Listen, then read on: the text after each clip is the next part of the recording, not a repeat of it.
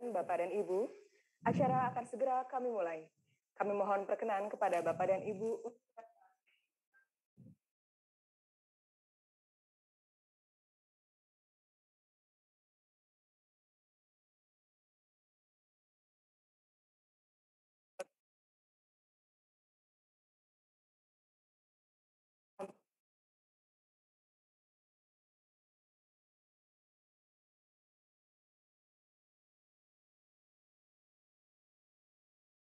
Yang terhormat, Direktur Preservasi Arsip Nasional Republik Indonesia, Bapak Dr. Andes Agus Santoso.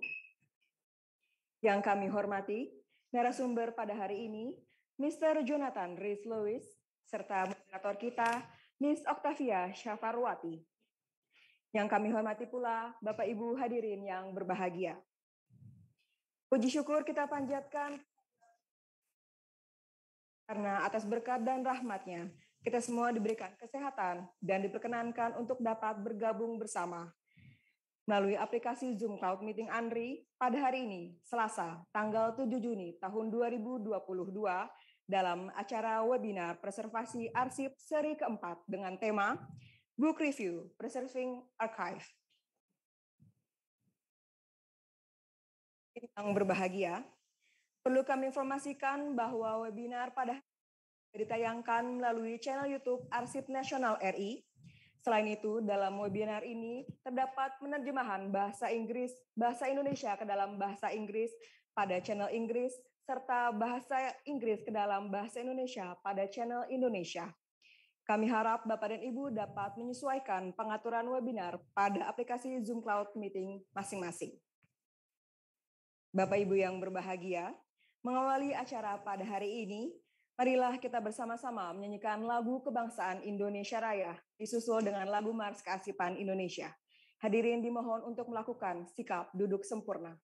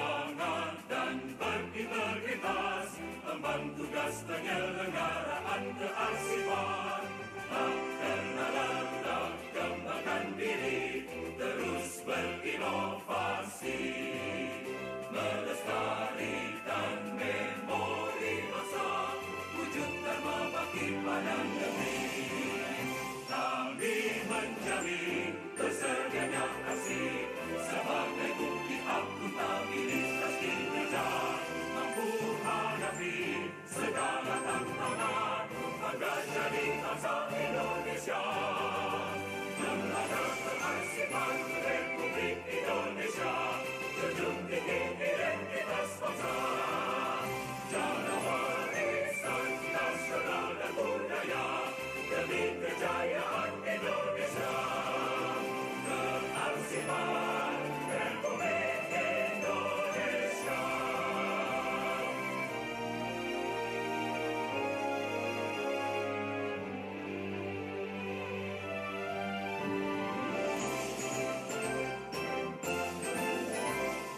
Kami lembaga kearsipan Republik Indonesia siap membangun bidang kearsipan sebagai jati diri bangsa kita, selalu responsif, antisipatif, bersikap profesional, sinergikan semangat perubahan, satukan langkah dalam menjaya. Kami menjamin tersedianya arsip sebagai bukti akuntabilitas kinerja, mampu hadapi segala tantangan, bangga jadi bangsa Indonesia. Lembaga kearsipan Republik Indonesia, junjung tinggi identitas bangsa, jaga warisan nasional dan budaya demi kejayaan Indonesia. Kearsipan Republik Indonesia.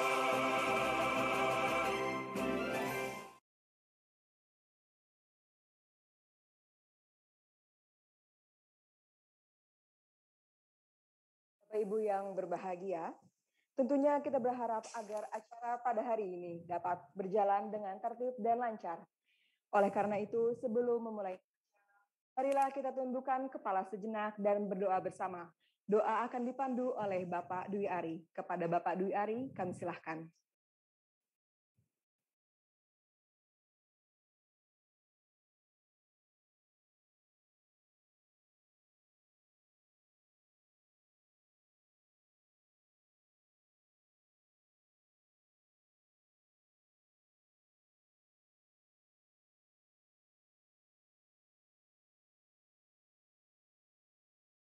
Doa, belum ada suaranya.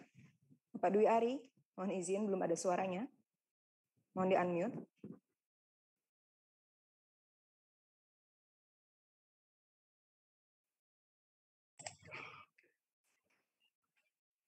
Oke, mohon maaf. Ya, mohon maaf. Terima kasih kepada pembawa acara. Assalamualaikum warahmatullahi wabarakatuh. Selamat siang dan salam sejahtera untuk kita semua. Bapak Ibu hadirin yang kami hormati, marilah kita berdoa dengan khusyuk dan ikhlas kepada Tuhan Yang Maha Esa.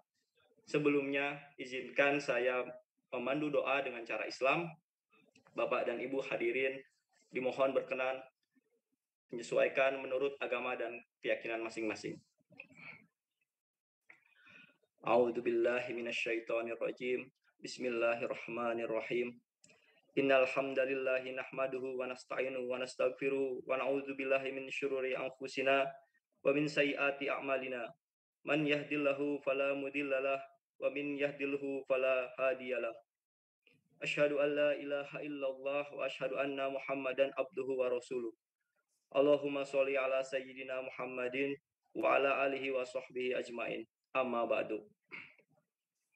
Ya Allah, Tuhan yang Maha Kuasa, tiada kata dan rasa yang pantas kami haturkan kepada Engkau selain syukur kami padamu atas nikmat dan karunia yang telah Engkau berikan kepada kami, sehingga pada hari ini kami dapat hadir dalam keadaan sehat dan sempat.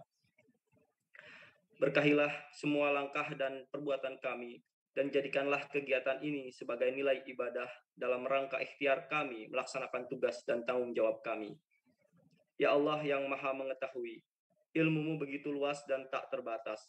Oleh karena itu, anugerahkanlah kepada kami ilmu yang bermanfaat sebagai bekal kami dalam menjalani hidup dan kehidupan, serta berilah kami kekuatan untuk mampu mengamalkan ilmu yang telah Engkau anugerahkan kepada kami.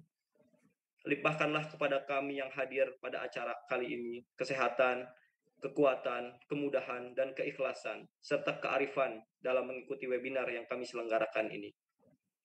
Ya Allah yang Maha Kasih, Engkau yang Maha Pengampun atas segala dosa. Ampunlah dosa kami, dosa kedua orang tua kami, dosa para pemimpin kami, dosa para pahlawan serta para pendahulu kami. Tempatkanlah kami semua di dalam lindungan rahmat dan ampunan-Mu. Ya Allah yang Maha Pemurah, kabulkanlah permohonan dan doa kami, serta masukkanlah kami ke dalam golongan orang-orang yang pandai bersyukur. Allahumma afina fi badani, Allahumma afina fi sam'i, Allahumma afina fi basori. Rabbana atina min ladunka rahmatan wa hayyi' lana min amrina rasyada. Rabbana atina fid dunya hasanah wa fil akhirati hasanah wa qina adzabannar. Subhanaka rabbika rabbil izzati amma yasifun. Wassalamun alal mursalin. Walhamdulillahi rabbil alamin. Wassalamualaikum warahmatullahi wabarakatuh.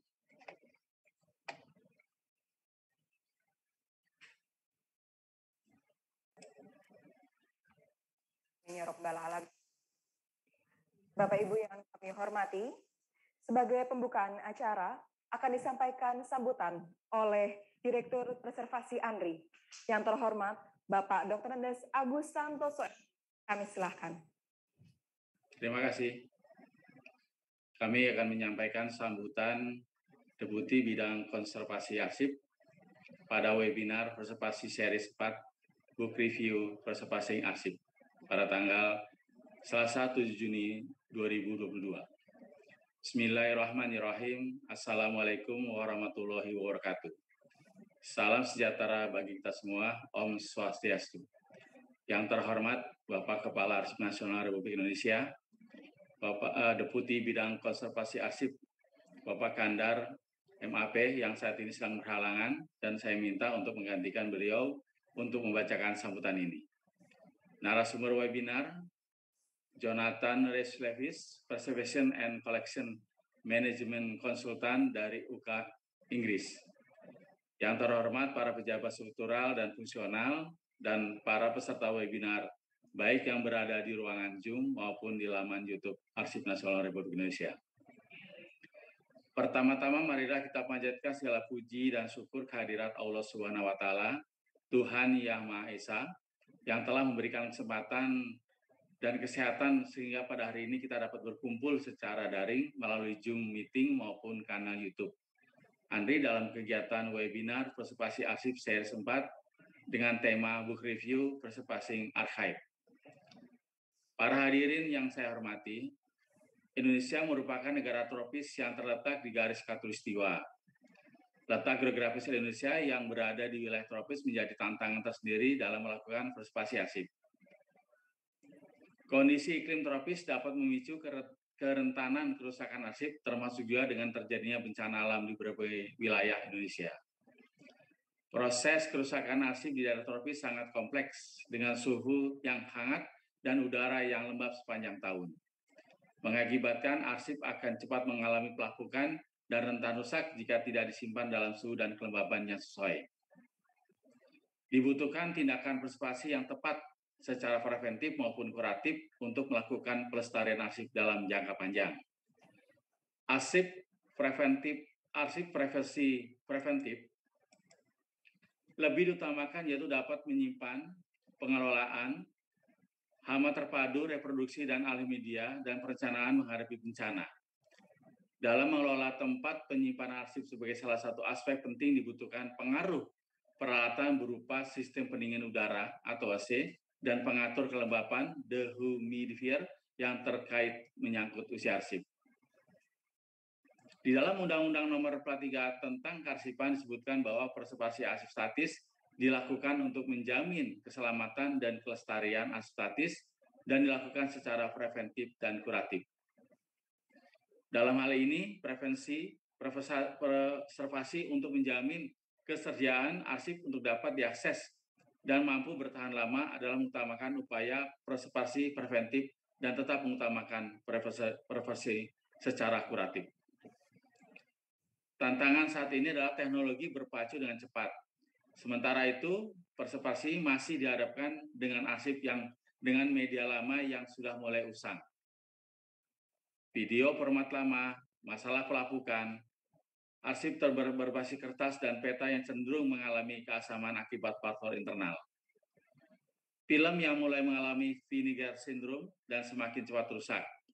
Arsip digital dengan berbagai format dan versi, serta ketidaklengkapan metadata arsip digital dengan berbagai macam masalahnya. Para hadirin yang kami hormati, terkait dengan upaya untuk meningkatkan pengetahuan khususnya bidang preservasi arsip, maka Direktorat Preservasi melaksanakan webinar Preservasi Arsip Seri ke-4 dengan konsep agak berbeda, yaitu bedah buku review yang berjudul Preserving Archive. Dengan narasumbernya Mr. Jonathan Reyes merupakan penulis buku tersebut bersama dengan Helen Forde. Mr. Jonathan Reyes ini adalah praktisi yang berpengalaman dalam bidang preservasi dan buku yang beliau terbitkan merupakan buku populer di komunitas preservasi dan konservasi bidang arsip, perpustakaan, museum, dan galeri. Melalui acara webinar ini, kami sangat mengharapkan Anda bisa memberikan sharing knowledge kepada para arsiparis dan pelaku kegiatan preservasi di Indonesia, khususnya terkait kebijakan strategis preservasi, perkembangan pengetahuan preservasi, materi dasar, dan karakteristik dari berbagai jenis dan format arsip, teknologi preservasi digital, perkembangannya, serta bagaimana melakukan upaya preservasi dalam jangka panjang. Sebagai informasi, saat ini telah terdaftar kurang lebih sekitar 2.160 peserta webinar Preservasi Arsip Seri ke-4. Melihat banyaknya jumlah peserta yang mengikuti webinar ini diharapkan menjadi bukti kesadaran bahwa para anak bangsa Indonesia telah ikut serta dalam memajukan dan mengembangkan kearsipan di tanah air ini. Para hadirin yang kami hormati, sebelum menutup sambutan ini, perkenankan saya membacakan sebuah pantun. Mudah-mudahan ini menjadi sebuah penyegar ya semangat di siang hari ini. Masuk gang sempit membawa senter. Senter dipancarkan dengan terang benderang. Mari kita mengikuti webinar preservasi ini dengan tenang agar memperoleh pengetahuan dengan benar. Demikian yang dapat kami sampaikan.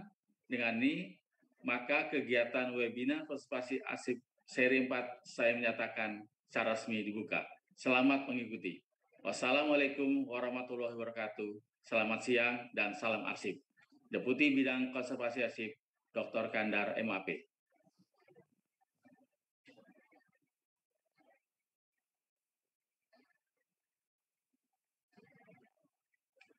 Terima kasih banyak kepada telah memberikan sambutan pada hari ini. Hadirin, demikian telah kita ikuti bersama pembukaan acara pada hari ini yang akan mengantarkan kita kepada inti acara, yaitu penyampaian materi oleh narasumber. Pemaparan materi serta diskusi pada hari ini akan dipandu oleh moderator kita, Miss Octavia Syafarwati.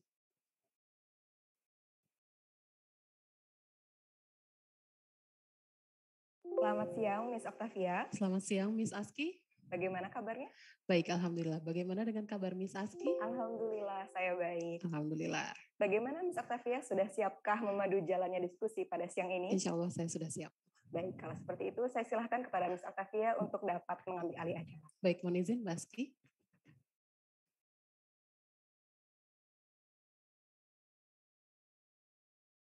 Selamat siang, Assalamualaikum warahmatullahi wabarakatuh. Shalom, Om Swastiastu, Nama Budaya, salam kebajikan, salam sejahtera bagi kita semua.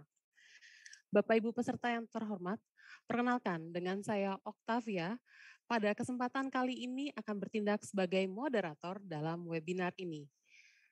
Pada kesempatan ini saya akan berbicara dalam bahasa Inggris. Namun Bapak Ibu tidak perlu khawatir karena panitia telah menyediakan fitur interpreter dalam Zoom Bapak.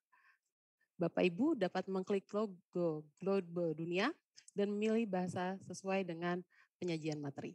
Terima kasih, mohon izin untuk memulai acara ini. Afternoon, ladies and gentlemen. My name is Octavia. I currently work as an archivist at the National Archive of the Republic of Indonesia, or ANRI. Today, I'm very honored to be the moderator of this webinar. Before I go any further, I would like to make a few announcements. In the first place, the participants are not allowed to turn on their speakers unless they are invited by the moderator to join the panel. In the second place, the participants will obtain electronic certificates by filling registration and evaluation forms. The evaluation forms will be shared by the committee at the end of this webinar. In the third place, the committee has provided an interpreter channel on Zoom. Thus, the participants can click the globe icon to turn and change the languages into Indonesian or English. Last but not least, the questions can be delivered to the Q&A Zoom or live chat feature on YouTube. Thank you for your kind consideration and attention. Ladies and gentlemen, today's webinar will review a book titled Preserving Archives.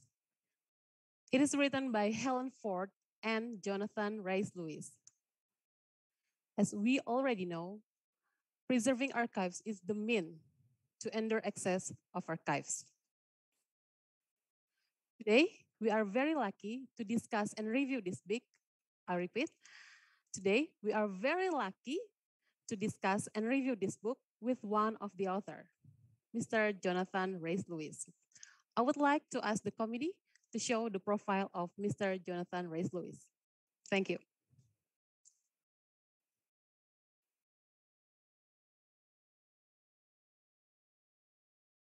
Jonathan Reyes Lewis is a self-employed preservation and collection management consultant with almost 30 years experience, professionally qualified archive conservator, and accredited member of the Institute of Conservation. He also works as a consultant for the National Conservation Service, or NCS, providing professional advice and collection care planning for a portfolio of 30 NCS members.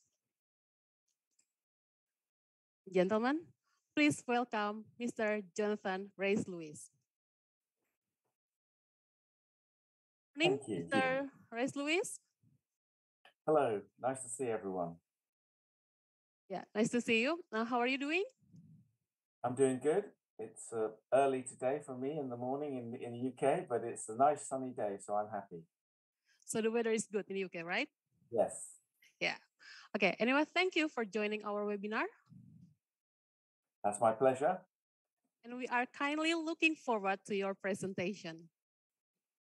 Thank you. I'm looking forward to speaking to you all. Okay, Mr. Jonathan Reyes Lewis, I would like to inform you that you have 1 hour for your presentation. And I will remind you 5 minutes before the time is out. Do you copy, Mr. Reyes Lewis? I do. Thank you very much. Mr. Jonathan Reyes Lewis, the floor is yours.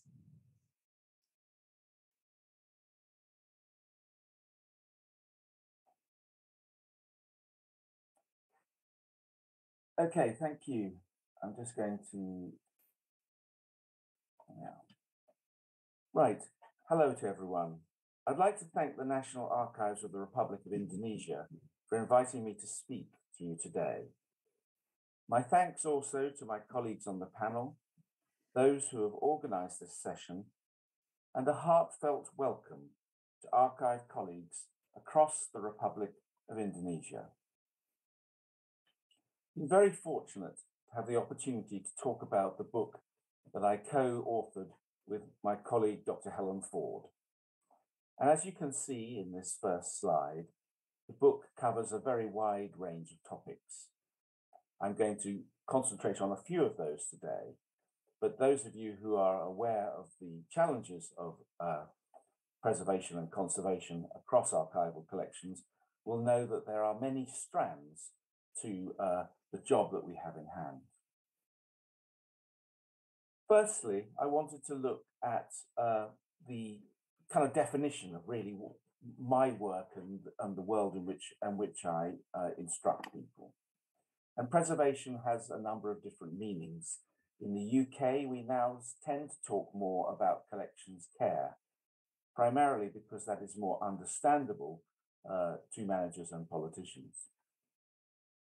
And the important thing about collection care is it's looking at all the activities that we undertake in the management of archives and identifying where there is risk to collections. And so consequently, once we've identified risk, we can then start to think of ways in which we might approach that risk and reduce that risk. Just wanted also to make sure that we were all understanding the same terminologies. My background is as a paper conservator, and in this image, you can see colleagues in the National Archives of South Korea undertaking remedial conservation work on documents. So remedial conservation is very much the activity of carrying out conservation procedures to ensure that the carrier of the information is secure. Preventive conservation includes many of the other aspects that I'll talk about today. So it's many of the options that we have to address risk, which will be a multitude of activities, but primarily how we will address the problems with damaged material. And that damaged material is stopping access to the information it contains. So I very much focus on the idea that what we need to do here is we need to stabilize the carrier, because once we have stabilized the carrier, we can ensure access to the information. And that, of course, is our main role in the world of archives. I'm going to specifically focus on paper. It's not the only material in archival collections, but it is the one that most collections have as the primary material. And one of the things about paper is it's a marvelous material. It has survived for hundreds of years, but it is very susceptible to so many other factors. And as many of you will know, insects and rodents like to eat our paper. Light can affect paper. High temperatures can cause paper to become brittle. High humidities can encourage molds. And to add to that, in our modern world, we also have the problems with localized pollution causing chemical change. I'm going to look at some more, in more detail, at some of these factors through this presentation. In this image, we can see quite a familiar sight. This is a file that has been eaten by, I'm pretty sure it's a rat by the size of the bite marks. And the point about this image is not just to show that something has been damaged, but it's to show that something has been damaged in the location in which it is stored. And this to me is a clear indicator that the organization does not really understand its role, because it has not appropriately protected the material from risk. In this case, it's stored in a basement. The basement is being accessible by rodents, and the rodents have damaged the material. Let's look in a little bit more detail at temperature. One of the issues with temperature, and of course that's an extreme issue for tropical climates, is that very high temperatures will have direct impacts on the materials that we are responsible for. Particularly high temperatures will dry out the materials. We are talking about organic materials here, and all organic materials will decay. So my challenge, and the challenge that I'm speaking to you about today, is to find ways in which we can slow down that process of decay to enable us to provide access to the archives and the information they contain into the future. So high temperatures will dry out material. We will see changes in some of the materials and indeed some of the formats. In the top image here, you can see one of the key outcomes of very dry temperatures, which is drying out material so that it becomes desiccated and creates a lot of dust. In the second image, we can see a book, and this book has been bound with a vellum cover. And what has happened here is that the board of the book and the covering material of the book are both reacting in different ways. In this case, to the high temperature, the covering material is starting to shrink, and so it is causing stresses on the book, which is causing the book to distort. So the problem with the book in this image has not been caused by handling or use, it has purely been caused by the environment in which it is stored. And so it is vitally important that we address environmental conditions, and I will talk further about that. The second big challenge for us is the effects of relative humidity. And as a shorthand, that is the amount of water vapor, percentage of water vapor in the atmosphere.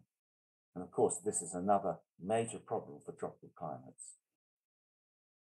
And one of the factors here is that our organic materials draw in and give out moisture as a natural part of their function. And so high relative humidities will have a direct impact on our collections. As you can see in these images, the top image shows some metal staples that have been used to hold groups of documents together that have become rusty and have stained and in some cases fused to the paper, so causing extra damage. In the bottom image, we can see the extreme results of high temperatures and a high relative humidity. This occurred in a store that was in a basement, and for the UK, there was very high temperatures in midsummer, up to about 25 to 27 degrees centigrade, and we had a very high humidity of over 90%. Consequently, these leather-bound volumes became a source of food for the molds, and as you can see, the mold has grown extensively onto the books. And the main point here, of course, is that those books are no longer usable. They could be conserved, but it is an extra cost and it's an extra drain on resources. And the key point here is that if the organization had properly protected that material, it would not be molded. Let's look at another common feature of the deterioration of paper, and that is acidity in paper. And the problem with acid deterioration is that it is linked into the manufacture of the paper. And this is primarily as a result of poor quality source materials. Primarily the use of wood pulp. And wood pulp coming from trees is a very good and economic material, but it does carry within it certain problems. One of those is a naturally occurring substance called lignin, and lignin reacts with extremes in temperature and humidity. One of the other features of paper manufacture is that the paper is required for the ink to sit on the surface. And so we add things called sizes to the paper to ensure that printing inks sit comfortably on the surface. And alternatively, we like our paper to be white. It's not naturally so, and so we use bleaching chemicals to increase the whiteness of the paper. But as you can see in this image, the paper is definitely not white, it is going brown around those edges most exposed. And this is the first clear sign that the material is suffering from acid decay. Now, if we look at a couple of examples of papers and how they have deteriorated, in this first image, we can see a very high quality Japanese handmade tissue that has been torn. In the image, you can see the length of the fibers and the way that the tear is feathered and creates a very interesting image and shows the important part of the length of the fibers. This is a traditional handmade paper. And so this has had none of the additional chemicals and other processes added to it. And so this paper to me is very healthy. It's flexible and it is very good at lasting for a long time.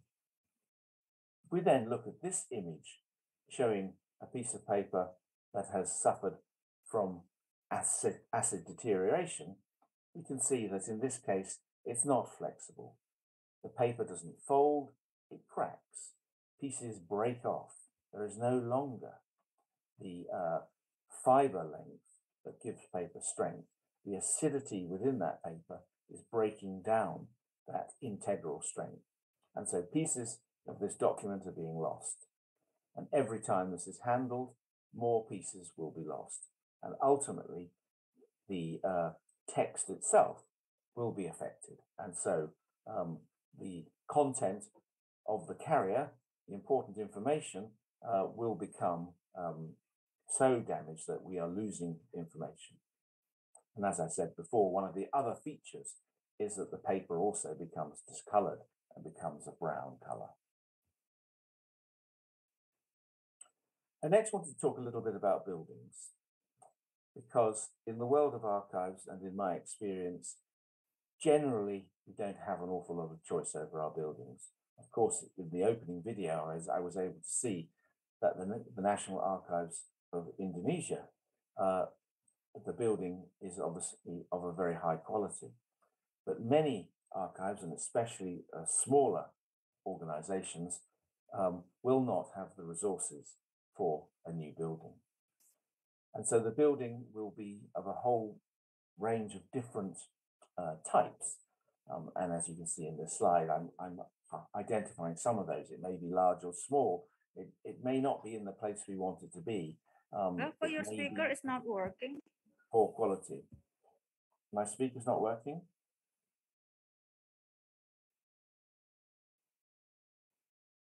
Can you hear me now?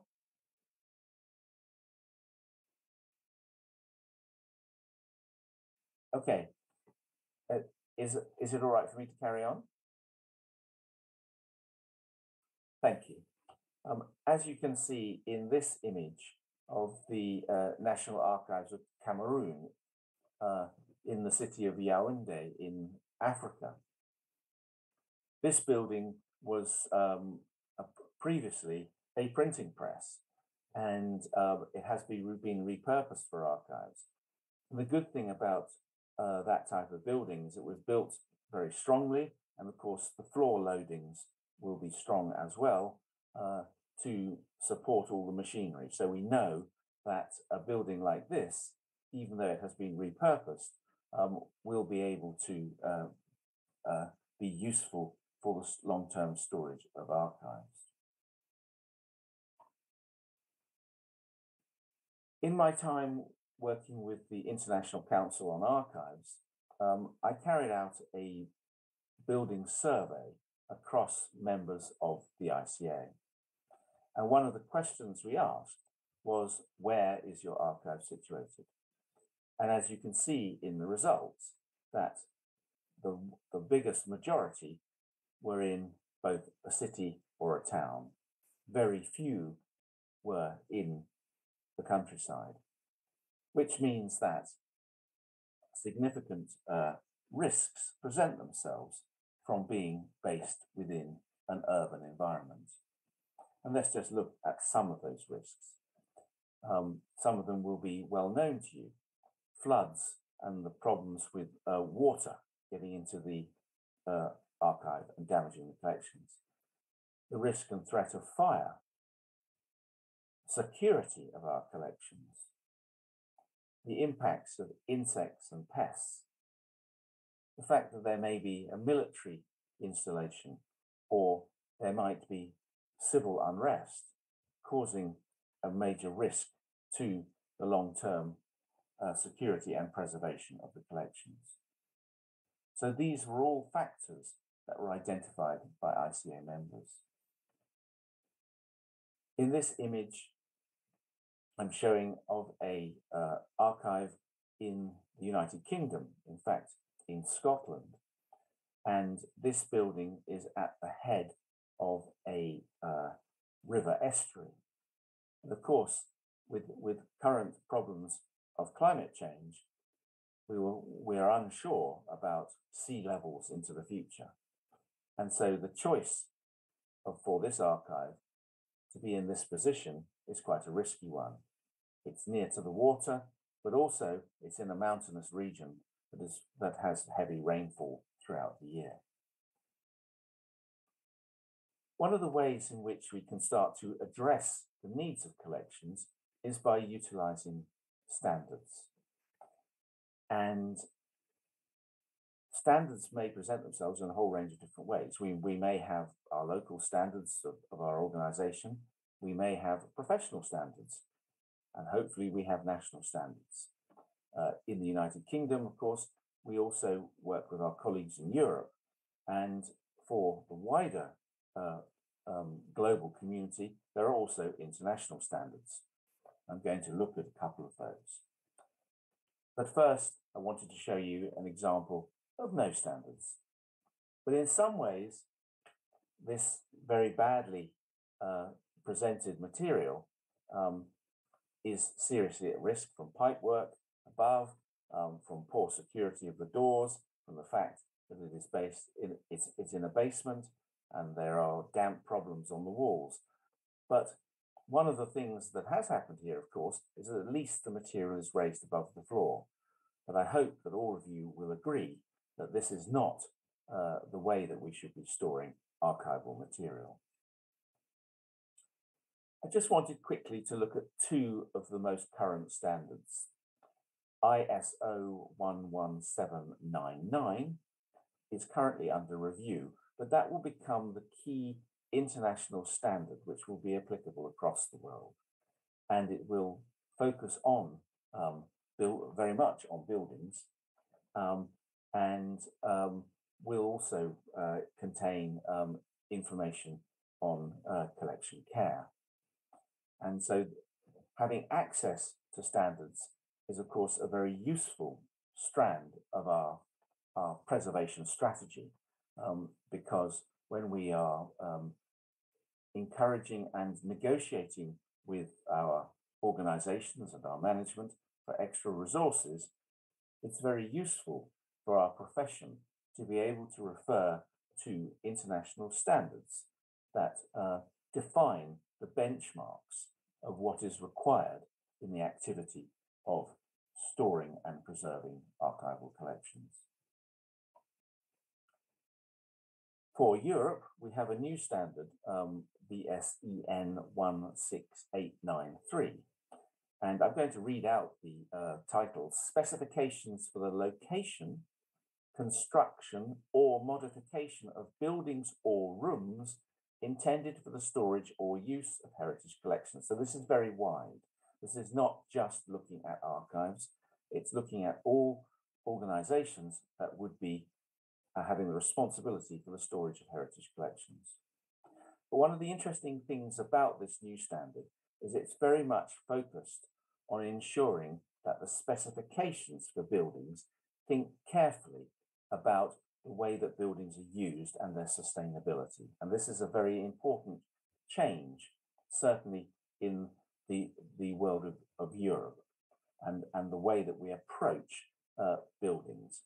We want to look in more detail at reducing the energy consumption of those buildings, but we also want to look in a wider way at the way in which we build new buildings to ensure that those buildings are constructed to reduce the impacts of the localized environment, because we are all going to be affected by the weather and the levels of both humidity and the temperature. And it's very important that we think about more sustainable ways of managing those conditions. And this may be by utilizing better insulation. It may be by thinking about the way that we use the building materials and the building paints to ensure that they can help to manage humidity levels by absorbing excess humidity.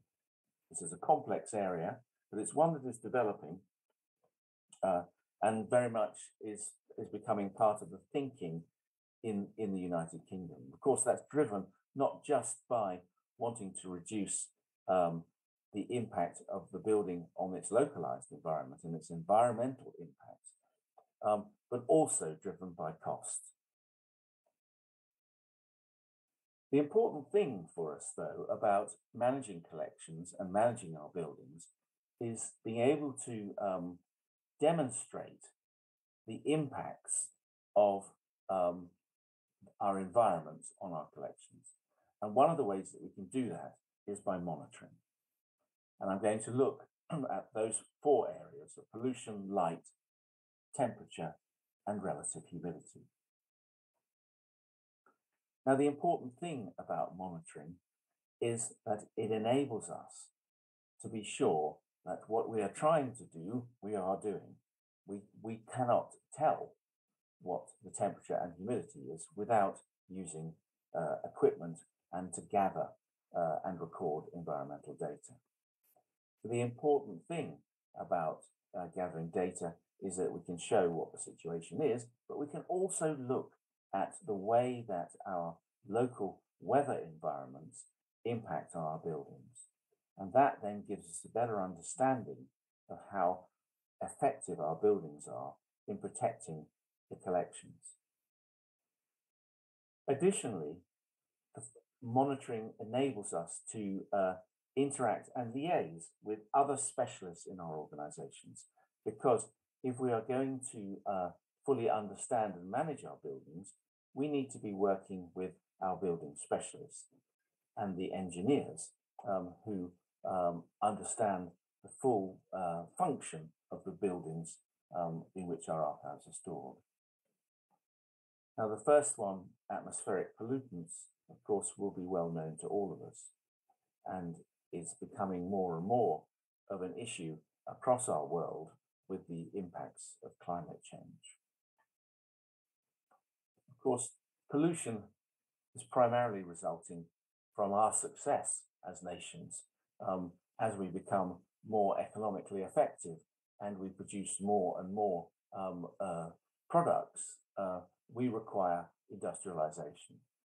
And as we become more rich in our nations, we want to use more equipment and technologies to ensure our lives are easier. And so as a result of 2 of those, both the industrialization and the use of cars, we are adding significant amounts of pollution to our atmosphere, primarily sulfur dioxide and carbon dioxide. But also, we can have localized pollutants from poor quality paints in our archive stores, off-gassing as they break down, resulting from the impacts of temperature and humidity, starting to affect our collections. Unfortunately, there is currently no inexpensive way of collecting pollution data. And so in the UK, we very much rely on government agencies to provide us with information. There's not an awful lot we as archivists can do to address pollution levels, but we can draw attention to the negative impacts and why we need to protect the collections from this phenomenon. Another factor is light, and this slide just indicates for us the electromagnetic spectrum. There's a lot of the light waves that we can't see. In fact, the visible light is that very small section in the middle. And what we are particularly concerned about is ultraviolet light. Because ultraviolet light interacts negatively with our organic collections and causes them to degrade and decay.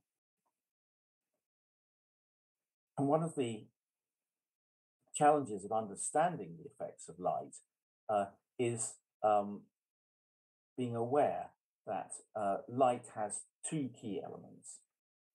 the intensity of the light, which is measured in something called lux, and also the strength of the ultraviolet component of that light, which is measured in microwatts per lumen. Now, the interesting thing about light is its effect on organic materials is cumulative. In other words, if we leave something out in direct sunlight, it will degrade very quickly. If we leave something out in a room where there is less effect of the light, the decay will be slower. So we have to think about the way, especially when we are exhibiting material, about the way that we are exposing material to light. And obviously, we need to manage the risk of the effects of light on our collections, because light in consort with temperature and relative humidity will cause material to degrade very quickly if it is unprotected. So it's very important that we monitor, and I wanted to focus specifically on the two key parts, temperature and relative humidity. And to monitor, we need to have ways in which we can record and specify temperature and humidity. Now, this can be done primarily by using equipment. And in this slide, you can see at the top one, thermometer, of course, is the most basic way. And as we progress down the list, we get into more technologies. Now, in general terms, technologies can provide us with extra problems. But one of the positives, I think, about monitoring temperature and relative humidity is that the amount we spend on the equipment usually results in better data.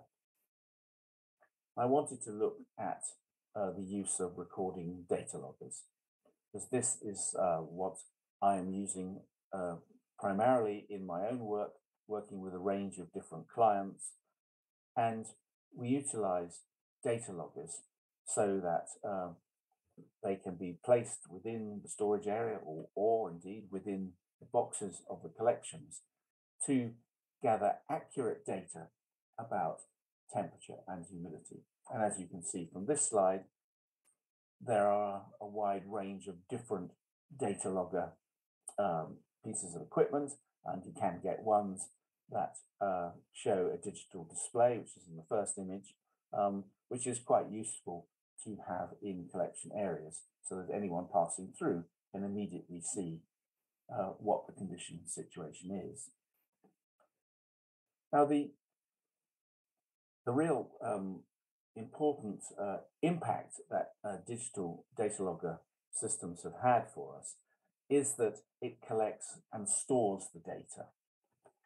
We can usually, each of those data loggers will have the capacity to record for a maximum of about 4 months.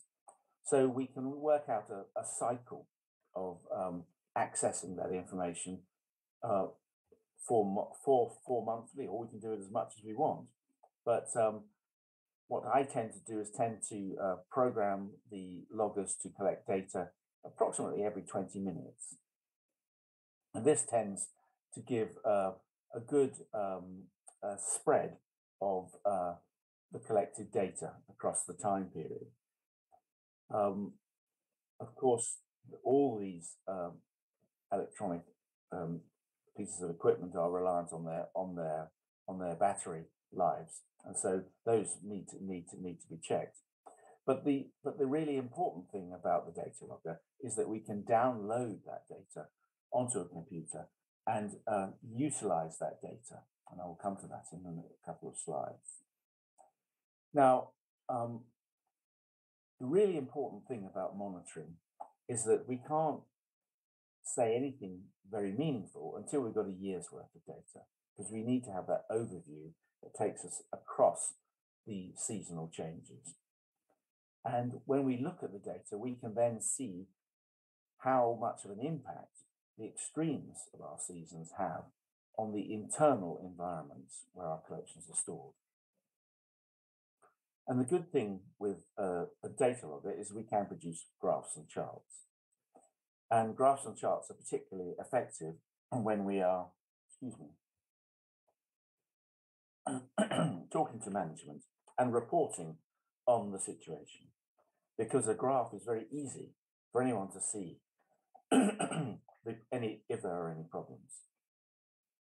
And equally, as I mentioned earlier, the whole thing about monitoring does enable us to open wider conversations with those that we rely on, other specialists within our organization, and especially those who have responsibility for building maintenance. And in this slide, I show a couple of examples of graphs. Now, as you can see here, the top one is the recording of the conditions in the storage space. And the lower one is the recording of the conditions in the same space, but from inside an archive box.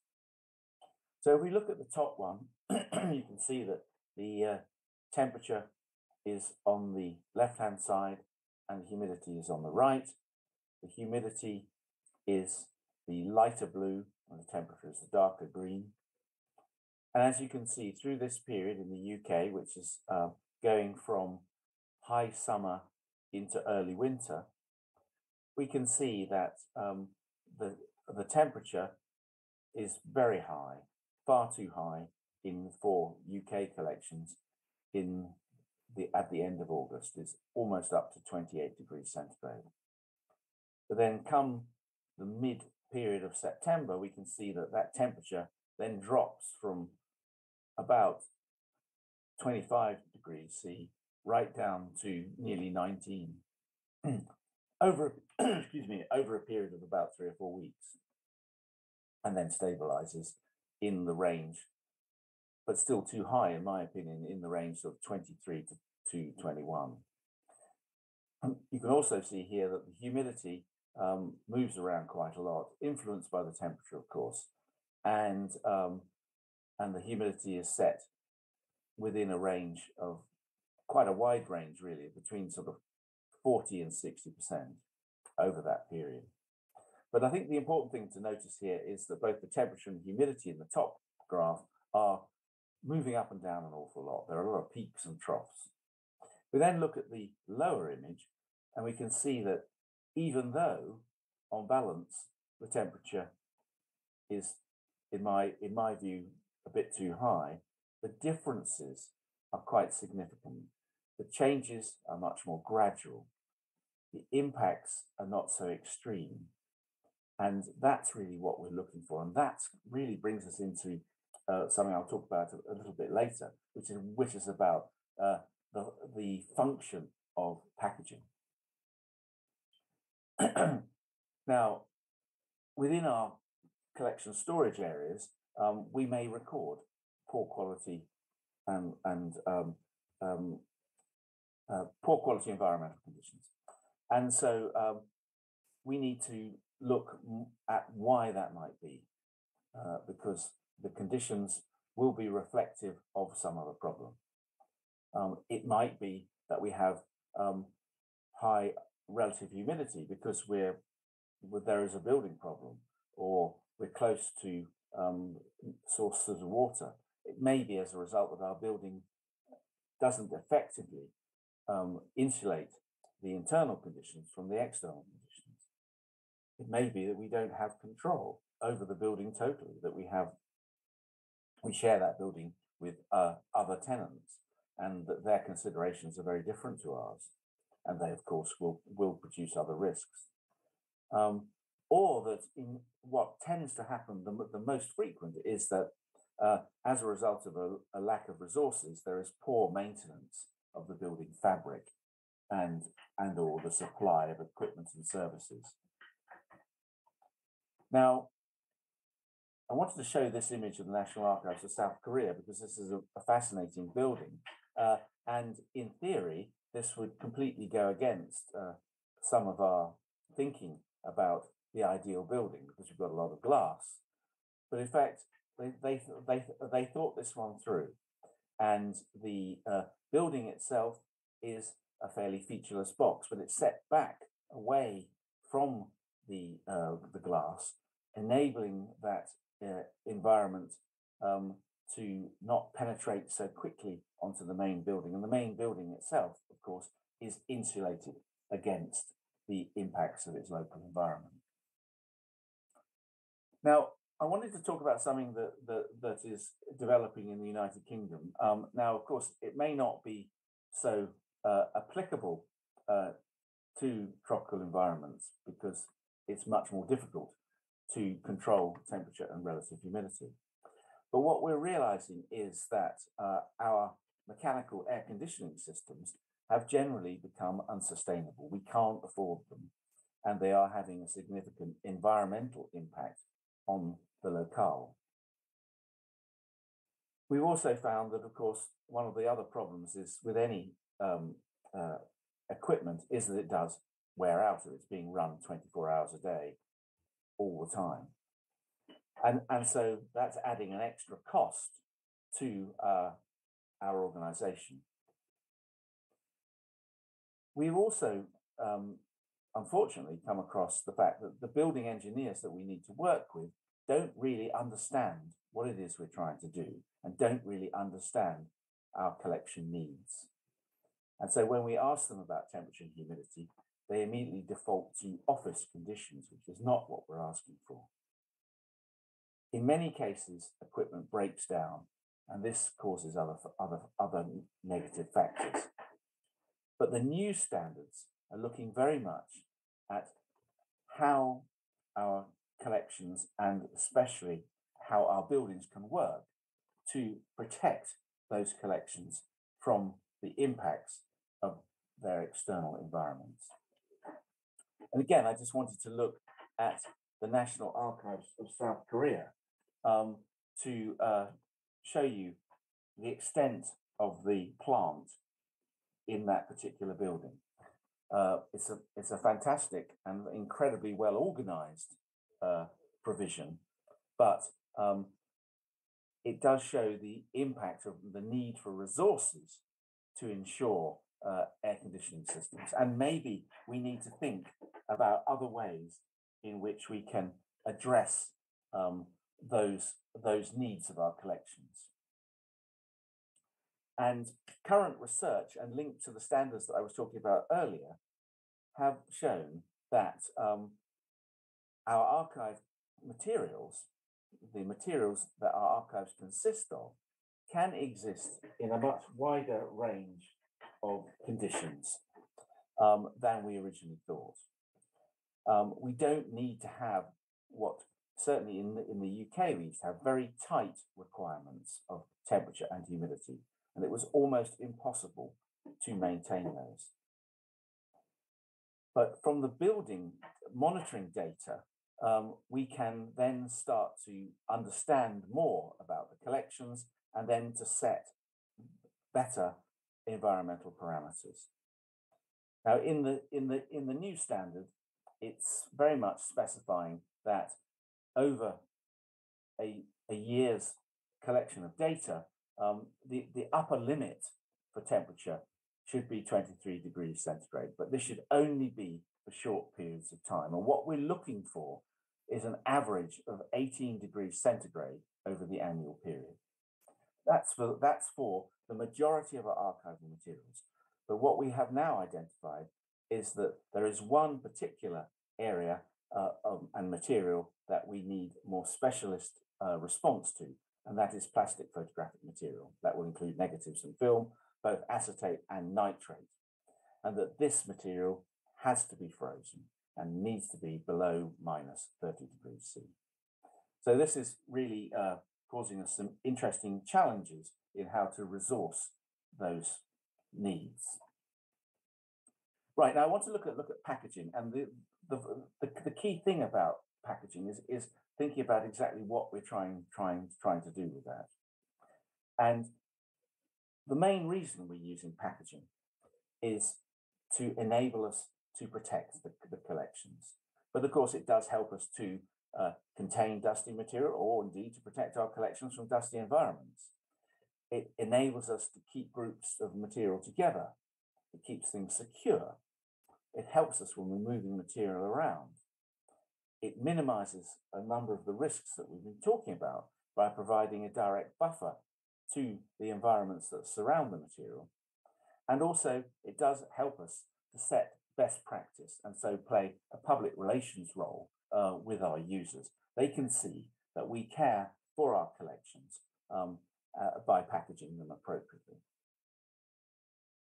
Now, in this image here, we can see rolled material on shelves. In fact, it's not just rolled, it's also flat material as well, primarily map and plan material.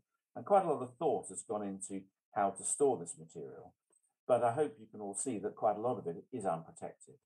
So whilst thought has gone into the support of the material and utilizing correct deep shelving to ensure that, material is still at risk because it is unprotected. Now, for archives, we are quite lucky in that the majority of our collection materials are very set formats and sizes, unlike our museum colleagues who have problems with much larger items and much more complex materials. In general terms, archives is fortunate in that we can set as a baseline that we would want to box all our collections. And so we have a range of different options for us. We utilize boxes, but of course, we also would want to bring groups of material, and especially documents, together in folders. If we have large flat material, we might want to use portfolios to hold them and protect them. Individual items we might want to place in enclosures, specific and very particularly single sheet items. For large damaged books, if we don't have the resources for the repair of that material, or the remedial conservation of that material, then we can protect them in things called phase boxes, which are tailor-made boxes for books. We can use boxes for rolled material, and of course, to protect our more sensitive materials, and particularly photographic material, we can look at much more specialized formats with specific boxes for the different types of photographic material, including enclosures and sleeves. And if we look at this image, we can see, well, possibly a perfect scenario in that each of these items has had a box made to suit the size of those items, and very specifically, as you can see with these very large books that are also fragile, they have had these tailor-made boxes made from archival materials to fit each of the items and to ensure that they are appropriately supported and one is able to get them from the shelves. They've been put at a correct height, and there is only one item per shelf to ensure that they are safe and appropriately protected. Of course, this is quite a luxury because shelving is expensive. Now, I think another important factor here is that we ensure that we have a policy for boxing.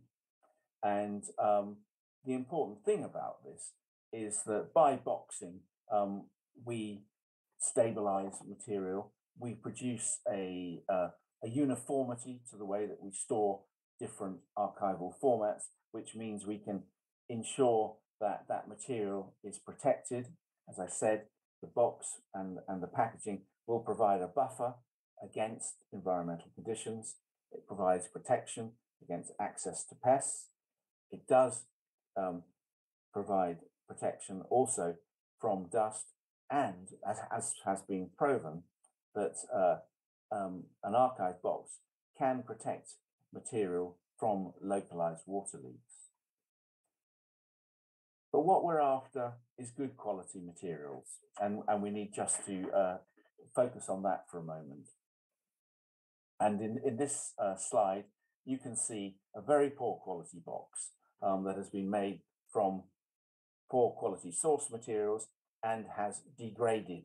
Acid has damaged this box significantly. You can see it's splitting, it's cracking, it's no longer functional. And in the UK, we've been looking at ways in which we can stabilize our boxing standards. And we have been looking at ensuring that we have effective standards. Now, of course, one of the important things about an archive box is it needs to be strong enough. This seems obvious, but it's not always clear. We need to also ensure that the box, in general, has a separate lid so that we can get access to the material in the box better. We also need to ensure that the box is constructed in such a way that there is no access for either the local environment or insects and pests to get inside. One of the other features, of course, is that we need to ensure that our box is made for the item that we want it to contain, and that boxes should never be overfilled because heavy boxes can be problematic.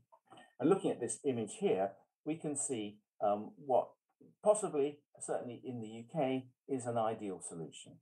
We have a group of documents that have been stored within an archival 4-flat folder, tied with archive tape with a separate label on the outside, and these have been placed within an archive box.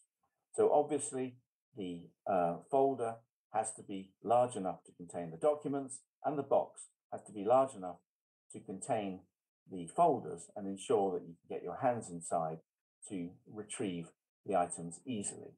So we're not trying to cram material in, we're trying to think about the best ways in which to format the effective storage of those collections. Now, I tend to look at packaging falling into these three sections, and I'm focusing in this presentation specifically on primary and secondary packaging. So the primary packaging is your box. Secondary packaging is your folder or sleeve, and your tertiary packaging would be any enclosure within that folder, which of course would be the ultimate standard. And as we see in this image here, we can see utilizing a 4-flat folder to contain a group of documents. Now, the important thing about utilizing the 4-flat folder is that it ensures that when it is being moved or carried, that none of the material can fall out. It ensures that the material is appropriately protected and effectively enclosed. But it also provides an area upon which users can consult the material, we need to think carefully about how many items we put in each folder. And so the approach, if you like, to managing collections means that we need to think clearly about the way in which we format and manage the processes of our preservation activities, packaging being an important strand. And in the final section of my presentation, I wanted to look at the way that we utilize policies, because policies are vital for an organization to ensure that both staff, users, and stakeholders are aware, are aware of what it is we are trying to do. And so the policy will set out what is the purpose of what we're trying to do. What are we doing this year, and what are we trying to do into the future? How does what we are trying to do, i.e. providing access to information via our archives, fit into the aims of the organization? And do we include preservation in our mission statement? So the preservation policy is the organization saying, look, this is what we are trying to do. This is why we are keeping archives. And these are the ways in which we ensure that those archives will be protected and last into the future and for future generations. So we need to have in place policies that ensure that damaged material, and there's an example of another damaged item here, are not put at risk. So in this case, this item would need a phase box making for it, so it is protected. And so it cannot become further damaged. But as you can see, the covering is coming off, the boards are deteriorating, they're also very acidic. So it may be that this item will also need some remedial conservation. When we're compiling policies, we need to think very carefully about the difference between a policy and a strategy. And I'm going to read this one because I think it very succinctly brings together what it is we're trying to do. So a policy is a plan of action, and it should address the questions of what needs to be preserved, why we're trying to preserve it, for what purpose, and for how long. Now that's an interesting one, but in the world of archives, of course, not everything that we initially have in our collections is something that we're going to keep forever. But a strategy will address those questions of how this should be done and in what order. So the policy ideally needs to probably be 2 sheets of A4 paper saying what it is that the archive is trying to do and what its role is in ensuring long-term preservation. This will then move on to the strategy elements, which then will explain how that is going to be achieved. Now, the important thing about having policies within an organization is it does then cement an approach. It ensures that all staff are aware that if they walk past a shelf, like in this image, that they would then respond to that. They wouldn't leave this material to become more damaged as a result of poor storage. And of course, as you can see, this is all unprotected and is becoming more damaged as a result of being left standing upright here and unsupported. So it's important that the policy will come from discussions with your colleagues and stakeholders and of course management. And the policy kind of defines what it is you're trying to do, but is also looking forward to the next periods. It's looking to how you want to develop, because no archive will be perfect. We're all in a progressive state. We're moving from one situation to another all the time, trying to improve what we want to do. And so by putting all these statements into a policy, we can start to show what the organization is trying to do, and therefore help us to develop in our strategy a timetable for actions to enable us to start to address some of the weaknesses that are stopping us from meeting our objectives. And this helps us then to construct an action plan.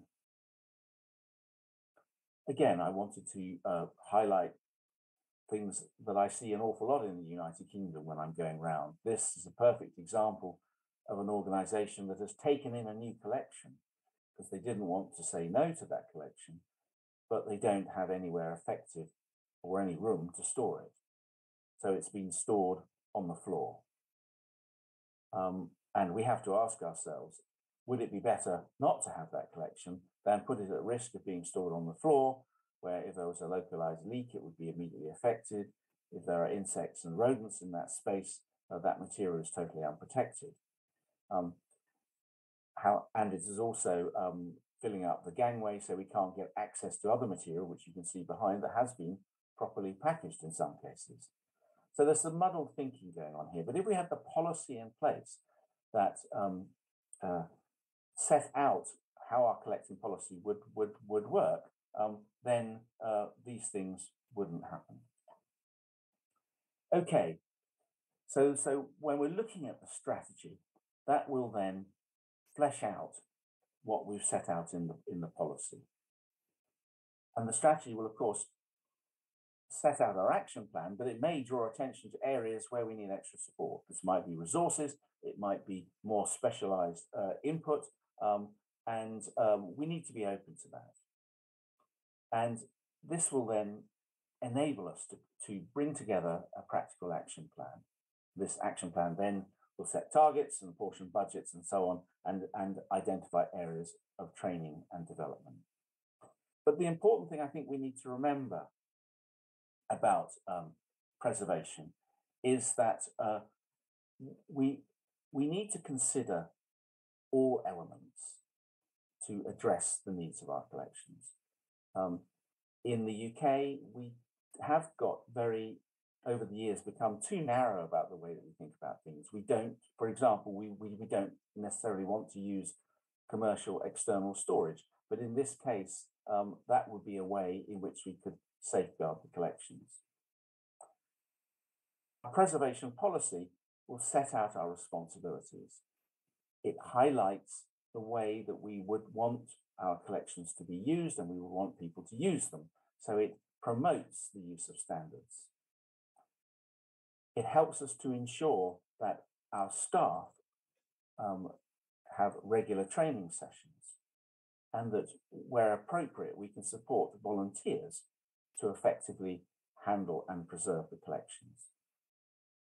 We might also want to promote our work and our collections via exhibitions, but we would also need to have policies in place to ensure that exhibitions are effectively managed. And in this way, we can create a much better relationship and have a closer liaison with our depositors and our users, which of course are the people that we are directly working with. And so to end my presentation, I would like to say thank you again for your time and attention. And I look forward to hearing your questions and getting involved in the discussions. Thank you very much.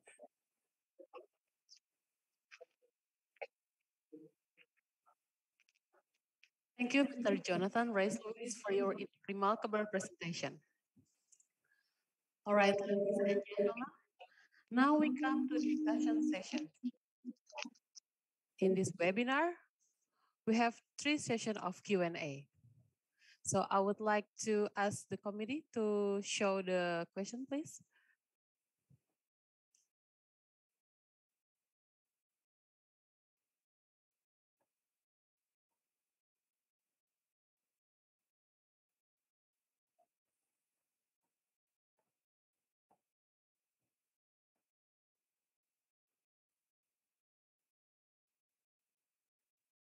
Therese Luis, are you with us? I am, yes, thank you. Okay, let's start with our first question. Yes. First one comes from Mr. Tommy Ahmad Saputra from Siliwangi University, West Java. The question is, how does the effect of temperature bodies human to the archives damage and how to handle it? Is there any special equipment or other? Okay. Yeah, to you to respond to the question, please. Yes, thank you. Thank you for this question. I think one of the problems that certainly that we have experienced in the UK is that when we were focusing on very tight temperature controls, those were always undermined by people going into the storage areas and the effect of the temperature of people's natural body temperature, because in general. Humans give out enough the similar heat to a 60 watt light bulb. But I think part of our policy approach is how we manage access to the storage areas, and so we would obviously want to limit the number of people going into those storage areas. But I haven't got the rest of the question on the screen for me, and I'm trying to remember the last bit now. And well, yes, are there any ways in which we can address that? I think in general, by ensuring policy limits access to as much as possible, but also that you ensure that there are effective protections for the collections from people handling them, and so that we would ensure that thank you that those handling the material would wear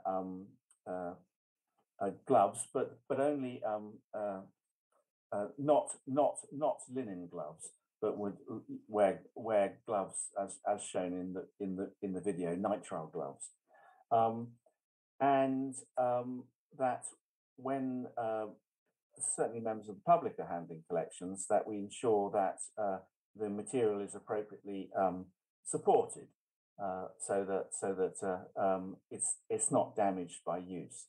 I hope that answers your question. Thank you. Thank you. Related to the question, do we have to minimize the contact with the fragile archives also? What do you think, Mr.? Yes, definitely. I think that's important. I mean, it's always really difficult to get the right balance because, of course, as organizations, archives want to provide access to the information. They owe this to the citizens. But in many cases where material is so badly damaged, we would have to restrict access. But that then is where our action plans come in that we identify material that is very popular, but is badly damaged, and so then that becomes a priority for conservation. Thank you. Yeah, thank you for your answer. The committee, I would like to ask the second question from the participants.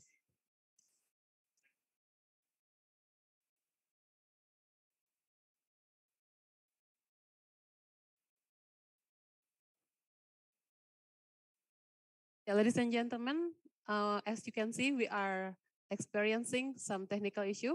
So we will try our best to fix the issue. So Mr. Reyes Luis, yes. I have another personal question. Thank you. So from your personal experience as a preservation and collection management consultant, so which one is more challenging? Is it subtropical or tropical environment in preserving archives? No, it's a good question, and it's definitely more challenging in tropical environments. And you know, working in the United Kingdom, I have it pretty easy from the perspective of seasonal changes and extremes in temperature and relative humidity. You know, we can effectively manage you know, temperature and humidity, but for tropical climates, that is much more complex, and I think that the utilization of packaging has got to be the key approach to ensure stable conditions. Thank you. Thank you. Okay. Now we move on to the next question. Yep. The question comes from Agus Nurul Iman from National Archives. The question is, at this time, there are many regional archival institutions whose archives do not meet standards, for example, without air conditioning and dehumidifiers. What are the minimum efforts to protect the archives? Is it enough to circulate the air and give the camphor or naphthalene balls? Okay, thank you. Yeah, thank you. That's an interesting question, and you know, this is not just an issue for the Republic of Indonesia. In the UK, there are many archives that don't meet standards and don't have any equipment to manage conditions. And I think I would have firstly. I'm take the first part with the minimum efforts to protect the archives. I definitely think is packaging. because if we utilize effective and high quality material packaging, what we refer to in the UK as archival standard, although there isn't actually specifically a standard, we can protect the collections from their local environments. But I think that one of the issues about circulating air is a good one, because we all know that if we circulate air, we clear the space. But if there are problems in the archive space, especially with mold, then if we circulate the air, then we will spread the mold around the archive. So it's a difficult balance to get. However, I do appreciate that, and having worked in a number of tropical countries myself, that one of the ways in which to ensure a generally more stable conditions is to utilize the windows, and so that wouldn't necessarily circulate the air. The next part regarding camphor and naphthalene, I'm assuming is linked to the control of insects, and I think that it is important that there are deterrents in place, but we have to think of utilizing both of those chemicals and their impacts on the local environments and their impacts on staff and users. I agree. I think that packaging is important. Keeping the air circulated within reason is also important, and having deterrents for insects should be a strand of the planning. However, I do still feel that utilizing a wider range of packaging to ensure that all archival formats are effectively protected will address some of these other issues. Thank you. Okay, thank you for your answer. I would like to ask the committee to join to show the next question, please. Mr. Reyes, are you still with us? Yes, I am with you. Okay, now we move on to the next questions. Yeah. The question comes from Bambang Mahardika from West Java. So his question is, what is your opinion about freezing techniques in archive preservation methods? And what are advantages of freeze drying preservation? The floor is yours to answer the question. Thank you. Yes, a good question, and an interesting one, I think. I mean, freezing in the work that I do is used in two particular ways. One is, as I mentioned, about stabilizing nitrate and acetate plastics is an important feature. So that's now become kind of almost center stage for collections in the UK, because a lot of the material that was produced on those deteriorating plastics is now getting to the point where it is so badly deteriorated that it will not be accessible. So we need to ensure that we can store that material for longer to enable us to have the resources to make alternative surrogates, alternative copies of the originals, which are decaying too fast. So that's one way in which we use it. The other, of course, is when we have an emergency or disaster event where material has been significantly damaged by water. Now that could be from a leak, that could be from a bad weather situation, a storm, or it could be resulting from the amount of water used to put out a fire. And so one of the challenges we have there is that once our archival material has been soaked, it is then very wet, and certainly in a tropical climate, that will have a direct impact with the temperature to create molds. And so one of the ways in which we can address that and give ourselves more time is to freeze that wet material. And so that would then hold that material in a frozen state until such a time as we can carry out any remedial conservation. Now, the other strand of the question was about freeze drying, and that has become a very effective approach because it enables us to dry out the material more quickly and more effectively without it becoming extremely wet again.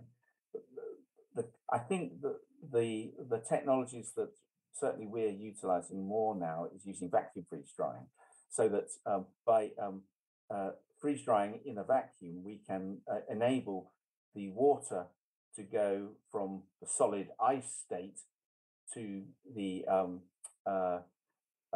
vapor phase without going through the water phase. So in other words, by vacuum freeze drying, the material doesn't have to get wet again to remove the water content. I hope that answers my colleague's question. Thank you. Thank you, Mr. Reyes, for your answer. Okay, I would like to ask the committee to show us the next question.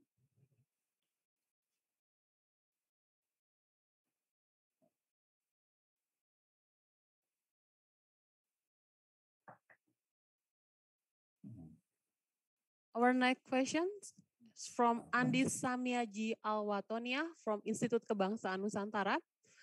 So his question is, what are your opinions about green archive concept? Is it suitable to be applied in tropical countries like Indonesia? Please, Mr. Reyes to answer this question. Thank you. Yes, this is another really good question, and it's something that is I think it is something that we are thinking a lot about in the United Kingdom.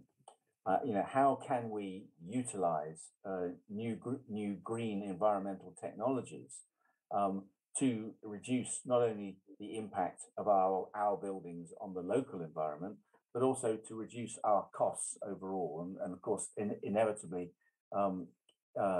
we are very concerned about budgets and costs.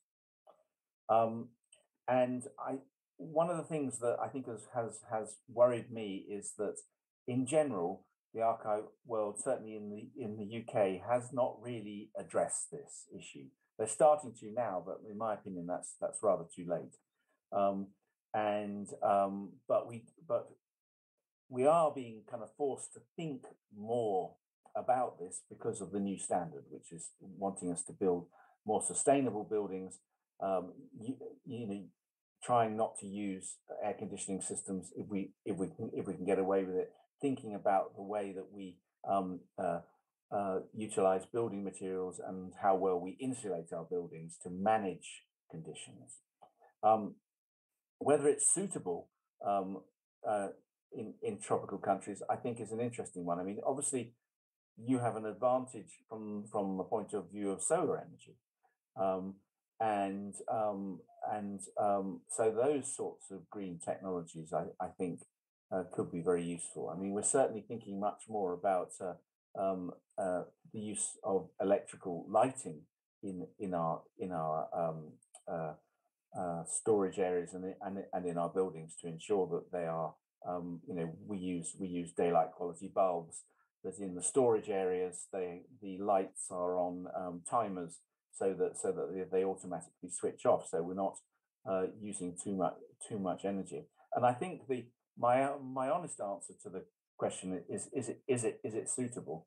I think would be to look at the way in which Indonesia is currently using green technologies, and to see whether those technologies could improve the standard of archival buildings. And to look at whether the costs are convincing enough, I think, for those that resource archives, to see whether they will get behind that. Of course, there are, of course, other technologies like wind turbines and wave technologies as well. I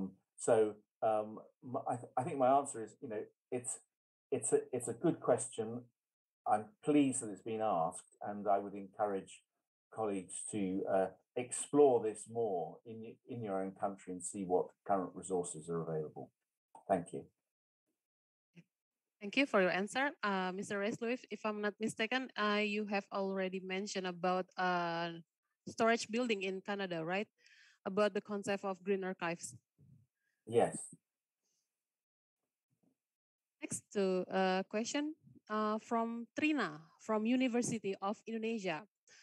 Her question is, I work in a private company where the company already had a standard archive building. However, the building is not functioning optimally because the work unit is lazy to make a list of each archive that will be stored one by one because there are too many if it follows the standard archive retention schedule. Are there any suggestions so that the management of the archive building can function more effectively? Thank you. Yeah. The floor is yours. Thank you. Yeah, I think this is an interesting problem. I mean, I'm taking it that you said the building is not functioning optimally, meaning that there are specific risks from the building itself, creating problems with the storage environment.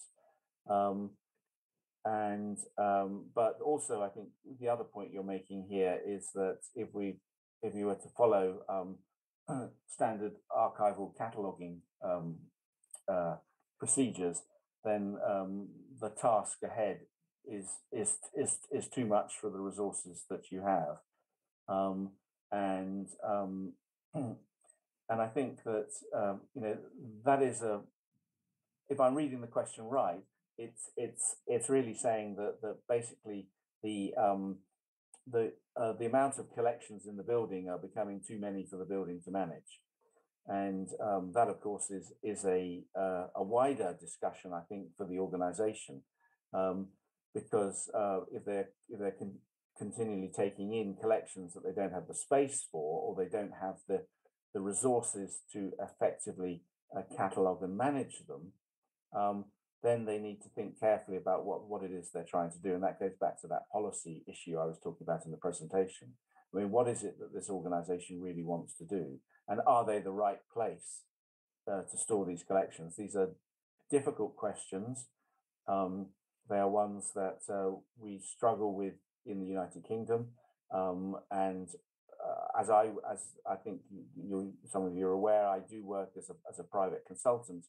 And often I'm within organizations, and I have to say to them, look, if you can't meet the basic requirements, then maybe you shouldn't be keeping the collections. Maybe they should be stored with someone else, with another organization that can do it. So it does bring up difficult questions, and obviously organizations don't want to give up collections. But this goes back to a point I was making at the end of the presentation, was that if our objective is long-term preservation, then we have to consider every option or every solution, no matter how much difficult it is or how much we might not like it. If one of the solutions will ensure long-term preservation, then we cannot ignore it. Thank you. Thank you for your incredible answer. So I would like to ask the committee to show us the next question, please. Okay, it is a very interesting question. Yeah. It is from Jana Amal from Ministry of Energy and Mineral Resources. So the question is it possible to maintain archives by spraying or fogging using chemical liquids? And what are the side effects for archives? Mr. Reyes, please. Yeah, thank you. Yeah, another really interesting question, and thank you to all for giving me such interesting and challenging questions. I think that really my answer here is that one should move away from using any chemicals. The problem with any chemicals is very similar to treating a patient with medical drugs, is that there are always side effects. And because archive collections are very absorbent, then they would necessarily absorb any chemicals that were sprayed or fogged into the atmosphere. And once they're absorbed, then how is it possible then to reverse that process? Because the paper will absorb it right into the fibers, and if there are then negative side effects for people, then people handling that material will then be affected by the negative side effects. And so I think that we need to find other ways. We need to move away from the use of chemicals, because they have only caused problems in the world of archives. A while back in United Kingdom archives, I think back in the 1970s, they were using they were doing a similar thing. Actually, they were spraying sheets with a chemical and interleaving the collections with this chemical, because this chemical had been used in the building industry successfully to manage and deter insects. But in fact, what happens with that chemical, especially within the environment of an archive box, with the effects of temperature and humidity, is it breaks down and creates carcinogenic, cancer-affecting side effects. And so this was a terrifying result from originally a well-meaning solution. So in answer, don't use chemicals. The side effects are only going to be negative. Thank you. Okay, thank you. So chemical substance can influence the archives itself and the types of the storage area, right? Yes. To the next question. Yes, thank you. And this is a good one as well. Yeah. Sorry, did you want to introduce? I think it is a good one. Should the archives, the question from Yesi Erlian from Jambi province, it is in Sumatra. Should the archive storage building be separate from the office or not? Please, Mr. Luis. Yeah, thank you. I mean, I think the answer is that the answer is probably no, because we need to be able to transfer the material from the storage areas into the office or public areas for people to consult the material. So if they're in separate buildings, of course, we've then got to transfer them between the buildings, and there is always a risk due to weather conditions. What tends to be the format in current archive buildings in the UK is that the storage block is built as a separate building, but it is linked to the public building, and that the linking element is usually where things like the lifts would be, or where the main services would be, so that you keep the main, as in the pipework, the electricity, and so on.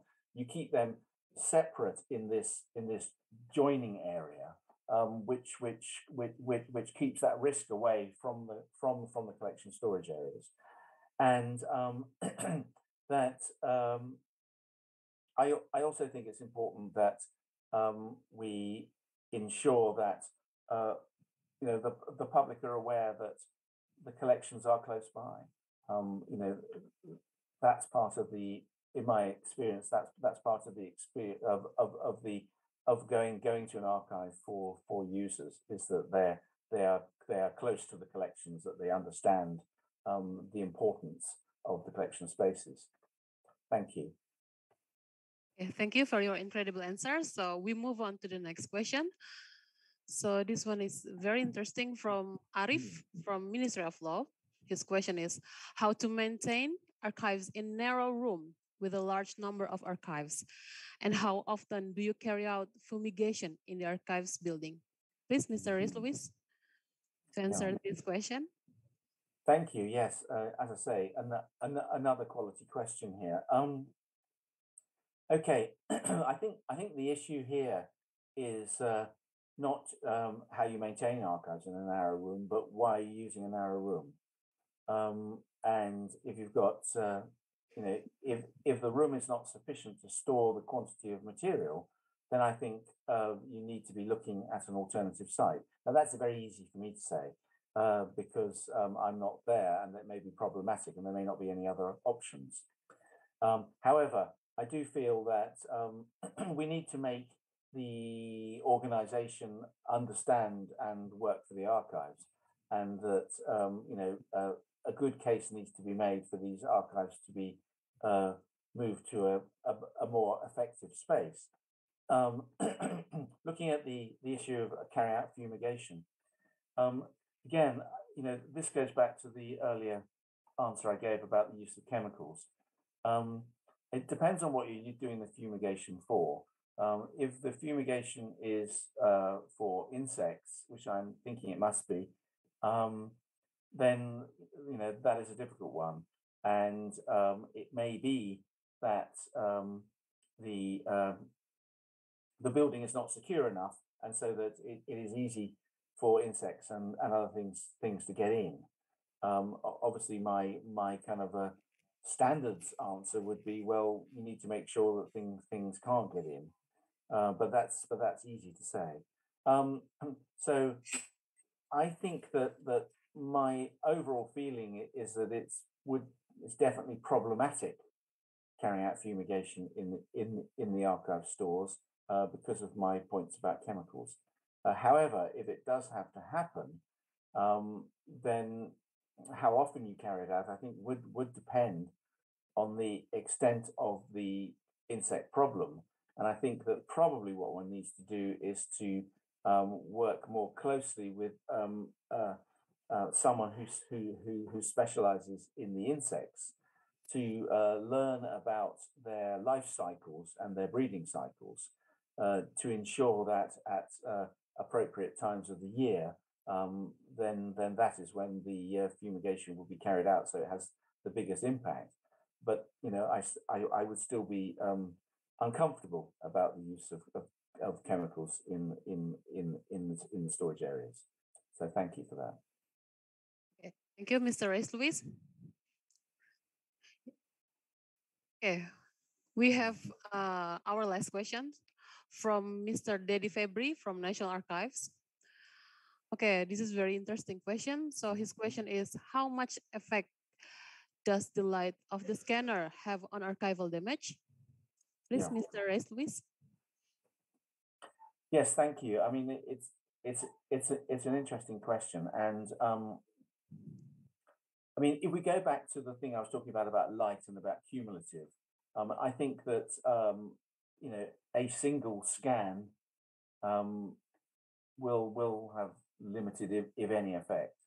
An item that is regularly scanned every other day, then I think will necessarily cause some fading, and definitely if the item is on more sensitive media, especially photographic collections.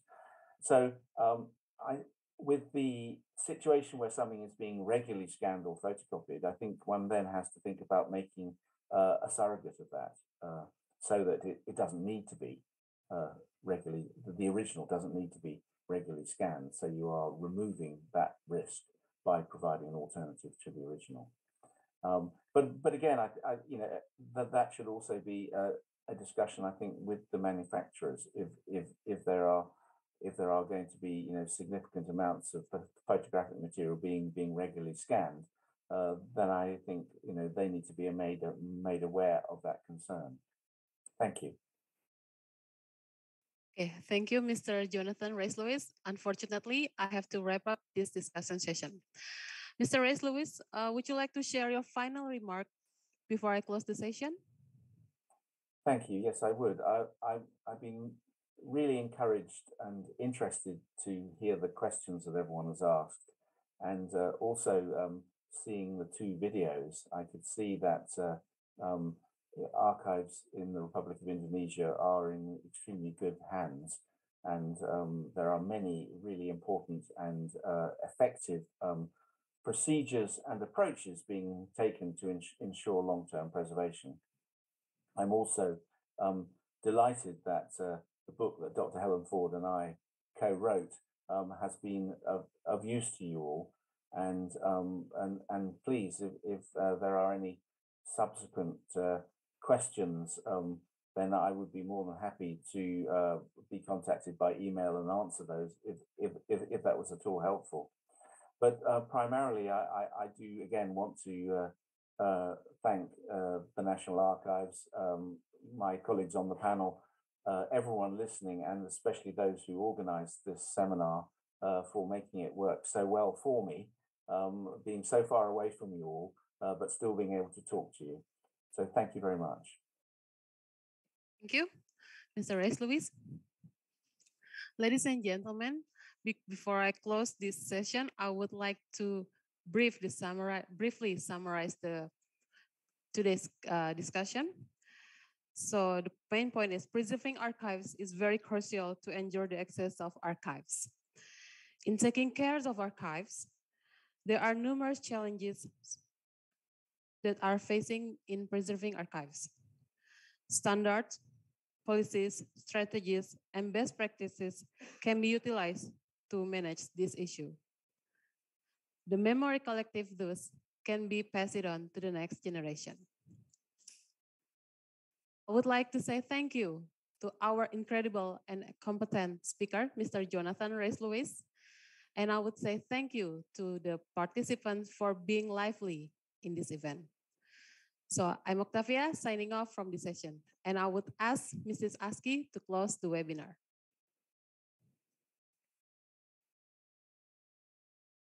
Baik, terima kasih banyak Ms. Octavia atas diskusi yang sangat luar biasa. Serta kami ucapkan thank you so much for Jonathan Reyes for the incredible discussion session today. Oke, mohon izin untuk pamit. Baik, terima kasih Ms. Octavia. Ya. Demikian selesai. Saudara, kami bila terdapat perkataan maupun perbuatan yang kurang berkenan, dan kami ucapkan terima kasih banyak. Wassalamualaikum.